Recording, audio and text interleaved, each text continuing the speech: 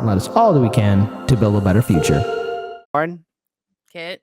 So it turns out Hakeem Jeffries is now the Speaker of the House. Nancy, while she's still in Congress, she is no longer in that leadership position.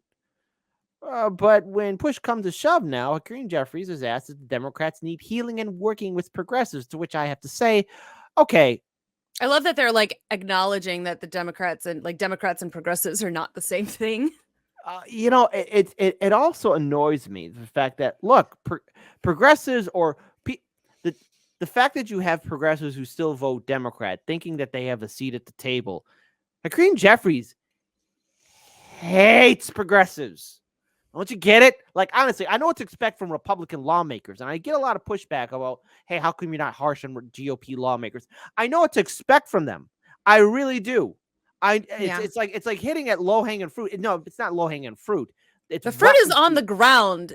Exactly. I mean, there already. We know what the Republicans are going to do. We know what they're going to say. We know what's going to go on there. The Democrats are kind of a dumpster fire.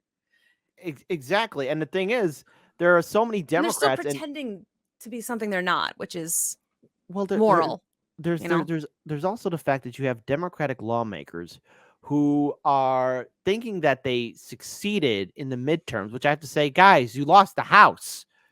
Okay. And right now, like, the Senate's still up in the air. There's a possibility maybe they can get a majority. Possibility. The answer is a possibility. I mean, there's still that runoff election that's happening in Georgia right now. So, folks, I mean, let's be clear here.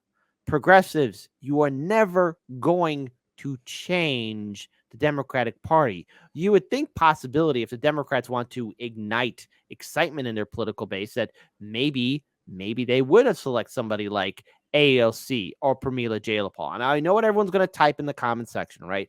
Oh, they would never do that. But ideally, theoretically, the correct decision is to energize the base and get a heavy hitter, somebody with the name recognition. But the reason why they're having Hakeem Jeffries in is because he's not a progressive, and he doesn't like progressives either. So let's hear what he has to say on CNN, the only network to spend millions of dollars on a streaming service to have it go bust in a month. You have split with the far-left progressive ring of your caucus at times, including Congresswoman Alexandria Ocasio-Cortez of New York in the past. Ocasio-Cortez told the New York Times she still was processing the change and, quote, there's a lot of healing that needs to be done in our caucus, unquote. Do you agree that your caucus needs healing? And if so, how will you achieve that, given that you will be ultimately the Democratic leader? Well, I have great respect for Representative Ocasio-Cortez and every single member of the House Democratic Caucus, from Representative Ocasio-Cortez to Representative Josh Gottheimer, my good friend, and all points in between. The majesty of the House Democratic Caucus is that we are so incredibly diverse in terms of race and gender and religion and sexual orientation, region, life experience, and even ideology, from the left to progressives, New Dems, Blue Dogs, moderate and centrist Democrats, all points in between. The thing about us, Jake, is that while we can have some noisy conversations at times about how we can make progress for the American people, what we've seen is that under the leadership of Speaker Pelosi, Standing Hoyer, Jim Clyburn, we've constantly been able to come together time and time again, whether that was the American Rescue. All right. I'm not going to just have this guy talk. So, Lauren, your statements real quick on his whole idea of, they're working together. I mean, what Democratic caucus has he been involved in, I guess? Like, are you kidding me? They're terrible at working together. And it's the majesty of the Democratic what? No. Like, the majesty is that we're so diverse. It's still mostly old white men. Like, there's a couple of other people in there now. And there's more than in the Republican Party for sure. But, like, it's still mostly ancient white men. Like, that's not a huge amount of diversity in the Democratic caucus at all.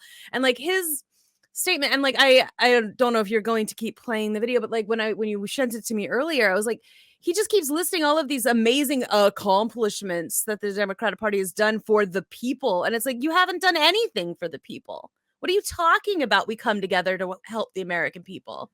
Well, they never had that action. And here's the thing. Even when the House progressives had the chance to utilize their political power, especially most notably, again, forced to vote when there were 15 congressmen and women who could have united to actually challenge somebody like Speaker Pelosi, or when she was trying to get her speakership again, they could have used their political capital to really make themselves a force to be reckoned with. They're not recognized as any kind of voting bloc. And yes, there is the Congressional Progressive Caucus, but it's the same Congressional Progressive Caucus that abandoned Nina Turner. And yet you have somebody like Nina Turner who then goes all in with the Democrats. And still to this day, I mean, is anyone ever going to acknowledge or eventually confess to the real truth that the Democrats, they're designed to kill the progressive movement? Any kind of progressive movement that was created has died under the Democratic Party. And if the Democrats get its hands on it, it's going to just wither away. Now compare the progressive, the squad, the Congressional Progressive Caucus to the Freedom Caucus. They are going to give Kevin McCarthy an everlasting headache because they want to use their power. They don't care about being nice and polite. Real quick, Marvin Vargas, token diversity, still donor money and control. There we go. So there technically, Lauren, there is diversity. I said there's more than in the Republican side of things, but it's still not not enough to mean a ton, really. That is true. That is and true. They're not, especially because they're not using that visibility to actually help the people in those communities. So real quick, I just want to play this video here. Because if you ever want to see a face of somebody who likes slapping progressives, or either that likes lying to the American people in front of a camera, I want to bring up good old Ro Khanna. Why am I talking about Ro Khanna? Because here he is talking about, well, Hakeem Jeffries is the perfect choice. Look at his record. And here he is talking again to probably the most boring man on the planet. Which is unfortunate because his name is cool. And are you confident that Hakeem Jeffries is the right person to lead your Democratic Party in this new era in the House? Hakeem Jeffries is the perfect choice. He's a next generation leader for the party. He can build broad consensus. He has the support of all of the wings, and I'm excited about his leadership. As he said, we are going to, talk about the president's achievements on infrastructure, on jobs, on bringing back manufacturing, but also put forth real ideas on how to tackle inflation, on how to help working class families, and see if our Republicans are actually going to be working to help solve people's problems. I know, Congressman, you've said that Hakeem Jeffries will be a consensus builder, your words. What do you say to those who have questioned whether he is progressive enough to lead Democrats into the future? Well, I would just say, look at his record. He has come to engage. All right, I had to cut that off there. So here's the thing. Let's look at Hakeem Jeffries' record, okay? Please, let's. The record is, the man is very pro-corporate. The man is more than willing to dismiss progressives. And if the squad, AOC, or anyone in the Congressional Progressive Caucus think they actually have a chance in getting their voice heard in this, again, well, with Hakeem Jeffries in charge, good luck.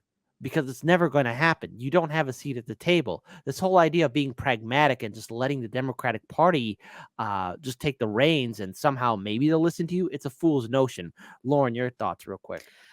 It's just, I mean, he's going to toe the line. Like, we already know that. And the fact that you have, Ro Khanna being like, he's the perfect choice and he brings everyone together. It's transparent. It's so transparent how much of a lie that is, especially because you have people who are at least nominally more progressive, all being like, oh, this guy sucks. And that's people in this supposedly unified group here, have those people saying that. It's like, no, we hate him for a lot. He's terrible.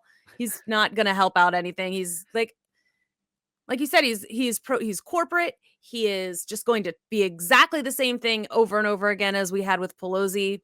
Maybe, I don't know if he's been involved in the insider trading thing either, but he's just towing the line. He's going to always toe the party line. He's not going to do anything different to bring us into the future.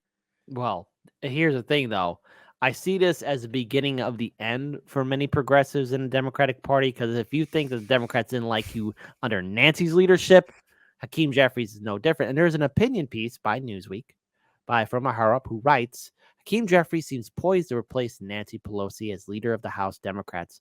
A black political moderate, the Brooklyn congressman is often likened to Barack Obama. Even-tempered, he is known to play with most of the children in Washington, and at 52, he represents generational change from the 82-year-old Pelosi.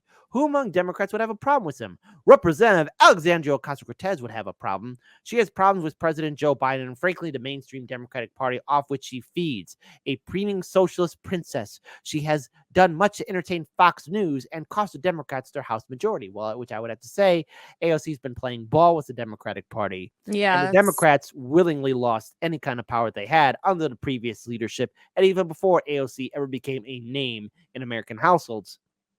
From Sean Platt, again, the last time I ran to AOC, said Sean Patrick Maloney, one of the 4 Democrats to lose the suburban New York district to a Republican. We were beating her endorsed candidate 2-1 in a primary, and didn't see her 1 minute of these midterms helping our House majority. Ocasio-Cortez actually has been posting many things on social media. In her defense, I know, telling people to vote on her social media before the end of the 2022 midterm election cycle. So she has been doing that. So obviously, again, even if you do good work for the Democratic Party, AOC, you will always be dismissed. Ocasio-Cortez has a long record of pushing primary challenges that the Democrats deemed insufficiently radical. These attempts are almost always unsuccessful due draining the incumbent. Shortly after she was elected in Congress in 2018, Ocasio-Cortez reportedly put Jeffries on her list of Democrats to get rid of. She didn't follow through, though.